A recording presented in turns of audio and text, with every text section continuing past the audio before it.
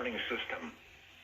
During potentially dangerous situations, specially built receivers can be automatically activated by the signal to warn of the impending hazard. Tests of the signal and receiver's performance are normally conducted by the National Weather Service every Wednesday between 11 a.m. and 12 noon. If there is a threat of or existing severe weather in the area on Wednesday, the test will be postponed until the next available good weather day.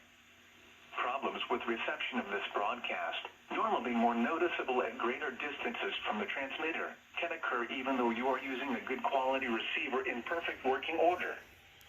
To provide the most consistent and dependable warning service possible, the warning alarm will be activated for hazardous watches and warnings for the following counties: Brazoria, Chambers, Fort Bend, Galveston, Harris, Liberty, Montgomery, and Waller.